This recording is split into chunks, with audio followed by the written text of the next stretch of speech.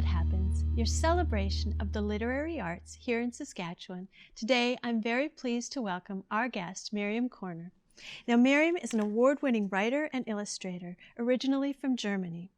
She fell in love with northern Saskatchewan one brutally cold winter morning when she lost her dog team on Brigstone Lake, and shortly after with the man who rescued the team. Her newest novel is Kakavi, and her newest picture book is When We Had Sled Dogs. Miriam, welcome to the show. Thank you. So you are doing such great work. It hasn't been very many years, and you've got a couple of picture books, you've got 2 novels. And so today I think we're going to spend a little time talking about Kakavi and When We Had Sled Dogs. So what would you like to start with? Let's go with Kakavi. Okay. So now this is a book that goes back into your memory a bit. So can you tell me what was the beginning of this story for you? Yeah, I think the beginning of the story was when I was going up to Churchill, Manitoba with our team of dogs and racing sled dogs to go all the way to Arvia at Nunavut. And at that time, I had no idea I was going to write a book. I just wanted to have that experience of racing along Hudson Bay. And in that race, we met some of the finest Inuit mushers that guided us along, or left us in the dust, I should better say, on the first race. And then, but we were hooked right away, and we kept going back for 4 years in a row. We made friends in Arviat, and yeah, we kept returning to the Arctic. And that was kind of the beginning of the novel. I started out by writing nonfiction articles for Mushing magazine and other magazines, but eventually there were so many personal stories and experiences, and that had such a big, deep impact on me that couldn't be captured in a nonfiction adventure story. So, and that's how Kakavi came to be. So tell me a little bit about the story then. Well, it is a novel, so it is totally fictional, but it's about a young girl. Her name is Emilu. She's just about to turn 16 years old, and her mom believes in the geographical cure, and she drags her to a place where she doesn't want to be, and that's Churchill, Manitoba, until she meets a young boy named Barnabas, who is training sled dogs with his grandfather for what's in the book called the Arctic Quest. And Emilu gets to spend time with the Inuit family, and slowly her outlook on the way of life that she has been leading up to that point changes, and also the way she sees herself in the world. So. And that's a tough time for a young person to be taken out of the familiar and put into something that's more exotic or different for them. So were you really emotionally connected to this character as you were writing Emilu? Well, I kind of fall in love with all my characters. But Emilu, yeah, she was close to my heart somewhat, because when she gets the experience of being with the Inuit family and learning about the way of life and learning the relationship to the land, but also the respect to the land and amongst people, that's something that deeply resonated with me, because I think when I came from Canada to Germany, and I live in a community that's of mixed cultural backgrounds, and I got lots of Indigenous friends that teach me about being on the land. And so when Emilu experiences that's very much kind of what I experienced, and that was very close to my heart, because it was a first-time experience for me. I was an adult already back when I came here, but Emilu is a young adult.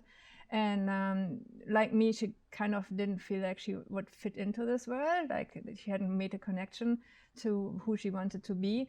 And I think being with the dogs, spending time on the land and learning about different lifestyle helped Emilu, and also helped me to find my way into the world. So when you were growing up as a child or a young person in Germany, had you even heard about sled dog racing? Actually not, no.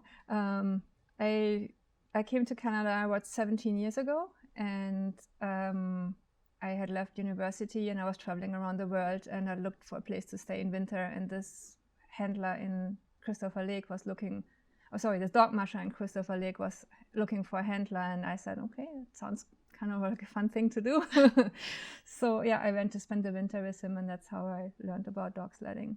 And with no experience with working with teams of dogs, or had you had some experience? I had a dachshund when I was little.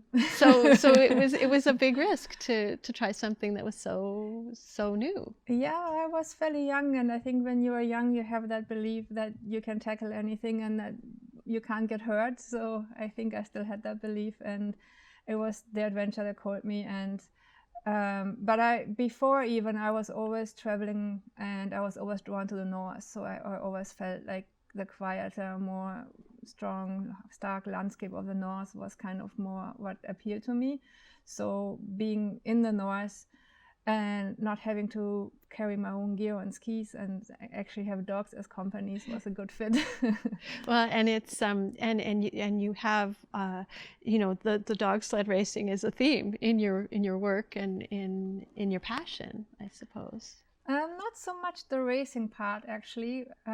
It's more the traveling on the land, like the experience. The Hudson Bay, that needed to be a race for us because we would have never dared going out on that in that land on our own. So there was a bit of a safety net by being part of a race. But we did thousands and thousands of miles of dog sled expeditions into Northwest Territories and Nunavut, and just on our own. And I think that's what's more draws me. Yeah, I guess I sort of misphrased that with sort of dog sled traveling rather than dog sled racing. And you do have the companions that are these four-legged companions that mean a lot to you as well. Yeah, I think that's the beauty about traveling by dog team. I mean, first of all, they're very reliable, not like a skidoo, they don't break down. They also keep you warm. But it's more the bond that you have with the dogs, like when you're out on the trail, that's very special. Like when I go out and feed my dogs, I always feel like a rock star. They're like, hey, come pet me first, like come over here, I want to pet. So, and I think that's great. They just accept you as you are and who you are, and I think that's a great relief and a great freedom. So to be out on the trail with people that just love you no matter what you do.